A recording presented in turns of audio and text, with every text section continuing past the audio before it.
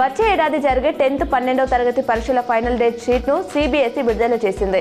2 క్లాసులకు ఫిబ్రవరి 15 నుంచి పరీక్షలు మొదలవుతాయి. 10th విద్యార్థులకు మార్చి 10వ తేదీ వరకు, 12వ క్లాస్ స్టూడెంట్స్లకు ఏప్రిల్ 9 వరకు జరుగుతాయి. రోజు ఉదయం 10:30 ఎగ్జామ్స్ ప్రారంభమవుతాయి.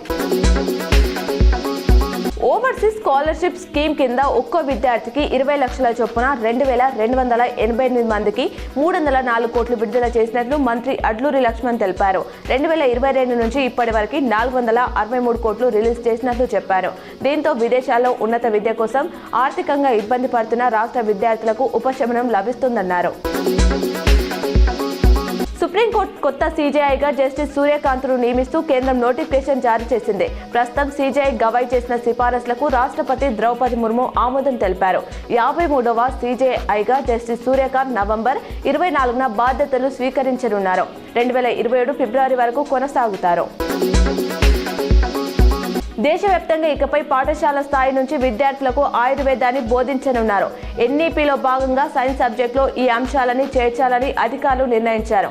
6 నుంచి 8వ తరగతి వరకు ఈ పాఠాలు ఉంటాయి. ఆరోగ్యం, పోషకాహారం, పర్యావరణంపై భారతీయ దృక్కోణంతో అవగాహన కలిగించడమే లక్ష్యమని NCERT డైరెక్టర్ దినేష్ ప్రసాద్ తెలిపారు.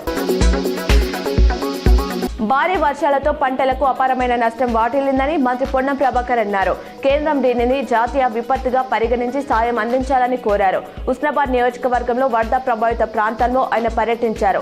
నష్టంపై రాష్ట్ర ప్రభుత్వం నివేదిక రూపొందిస్తుందని, అవసరమైన సాయం అందజేస్తుందని తెలిపారు.